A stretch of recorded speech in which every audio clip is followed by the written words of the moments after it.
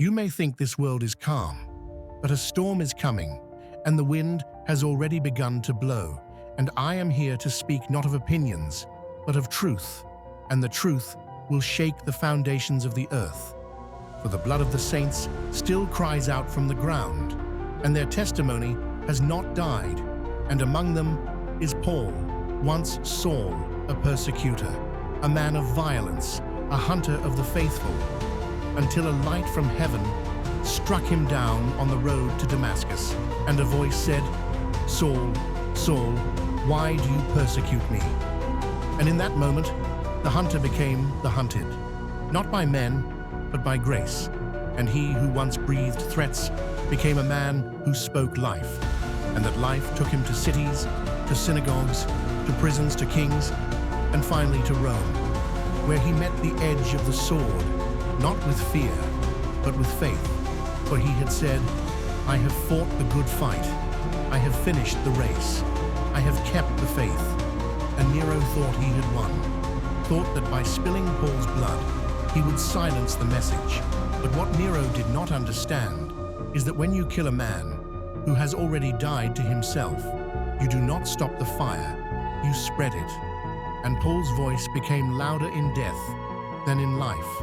For the letters he wrote in chains became the weapons of the church. And though Rome tried to bury him in silence, God raised his words in every language, and his message still breaks chains today. Because Paul's life was not about survival, but surrender, and his mission was not comfort, but calling. And I ask you now, do you see what this means? The empires fall, the rulers fade, but the word of the Lord endures forever. And Paul wrote, "To live is Christ, and to die is gain." And he meant it, and he proved it. And his death was not a tragedy, it was a trumpet, calling the faithful to rise, to preach, to suffer if needed, to never bow to the lies of power. For Paul chose the scars of Christ over the praise of men. And that choice echoes still, and now, in this hour, you must choose. Will you live like Paul, or fade like Nero? Will you speak truth when it costs you? Will you carry the fire even when the world mocks it? Because I tell you, the time is short, and the judge stands at the door, and what you do now echoes forever.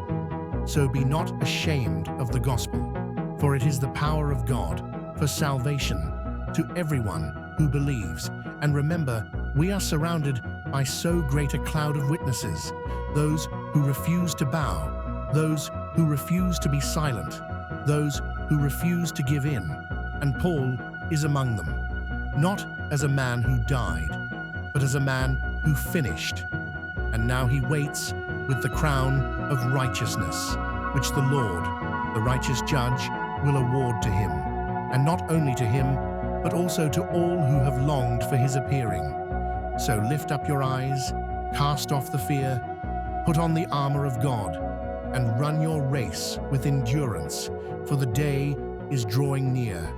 And every word you speak for Christ will not be wasted, and every wound for his name will be healed in glory. And the voice of Paul still calls out, not to flatter you, but to wake you. And the Spirit says, "Come, come out from the world, come into the fire, come into the light, come into the truth, for the days of compromise are over, and the days of decision are here. So choose this day whom you will serve, and do not delay, for the King is coming, and he will not delay. And to those who overcome, he will give the crown of life. So do not fear what they do to the body, for they cannot touch your soul.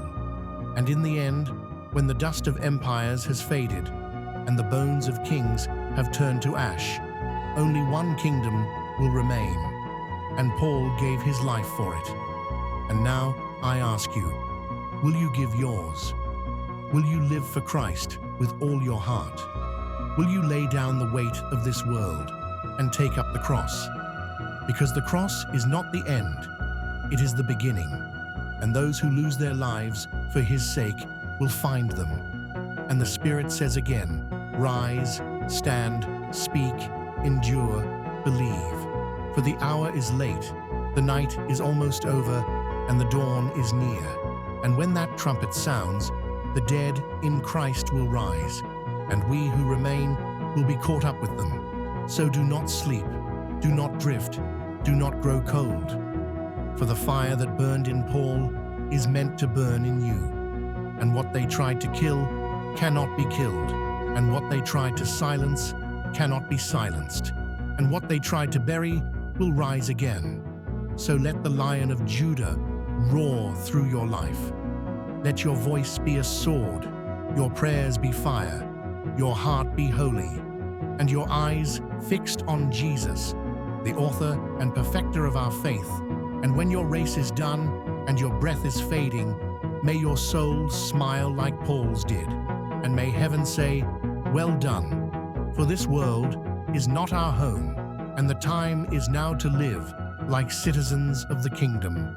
So stand, run, fight, speak, and never turn back, for the crown awaits the faithful, and the fire still falls for the hungry. So do not settle, do not fear, and do not forget. This is not the end, this is the beginning, and eternity will remember what you did with this hour. So make it count, for the time is short, and the voice still cries out. Prepare the way of the Lord, make straight paths for him, because he is coming, and his reward is with him. And the Spirit and the bride say, "Come, subscribe to Ignite."